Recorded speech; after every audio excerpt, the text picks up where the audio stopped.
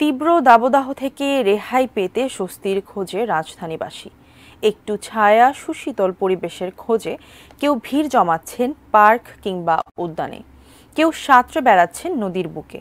তুরাগ নদীর পাড় থেকে প্রশান্তির আরও খবর জানিয়েছেন সহকর্মী জাহিদ হোসেন। তীব্র দাবদাহে রাজধানীবাসীর জীবন যখন খুবই বিপর্যস্ত, ঠিক তখনই আমরা স্বস্তির খবর জানতে এসেছিলাম এই রাজধানীর তুরাগ পাড়ে। এখানে এসে আমরা দেখছি শিশু কিশোররা তারা কিন্তু বেশ উচ্ছ্বাস আনন্দ নিয়েই এই নদীর জলে সাঁতরে বেড়াচ্ছে এবং তারা বেশ স্বস্তি প্রকাশ করছে। কেননা বাড়িতে যখন তারা গোসল করছে, তারা দাবি করেছে সেখানে কিন্তু বাড়িতে গোসলের পর আবার ঘেমে যাচ্ছে এবং বৈদ্যুতিক যে পাখা, সে পাখার বাতাসে তারা আসলে খুব বেশি শীতলতা অনুভব করছে না। কাজে তারা আসলে এই নদীর পানিতে, যদিও নদীর পানি বেশ অস্বচ্ছ এবং ঘোলা আমরা দেখতে পেয়েছি, কিছুটা কালচে বর্ণ ধারণ করেছে, কিন্তু এই সব শিশু কিশোরদের আনন্দ উচ্ছ্বাস বেশ লাগামহীন বলা চলে। এবং যেহেতু নদীর পানি বেশ তুলনামূলক ঠান্ডা, কাজেই স্বস্তির খবরটা তাদের জন্য অনেক বেশি স্বস্তিদায়কই বলা চলে।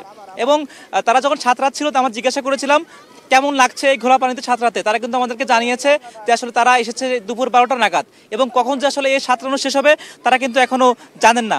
কেননা তারা আসলে যেই প্রাকৃতিক সুইমিং পুলে সাঁতরাচ্ছেন, গোসল করছেন, সেখানে লাগে না কোনো টিকিট, লাগে না কোনো প্রবেশ মূল্য এবং এখানে কিন্তু অনাবিল একটা সময় এবং অনাবিল সুখ অনুভব করা যায়। যেই দৃশ্য আমরা সচরাচর গ্রামে দেখে থাকি, ঠিক সেরকম একটি দৃশ্য রাজধানীর আমিনবাজারের এই তুরাগ পাড় থেকে আমরা দেখছিলাম। তো তুরাগ পাড় থেকে মানুষের স্বস্তির যে খবর, সে খবর নিয়ে এই ছিল আমার কাছে সর্বশেষ।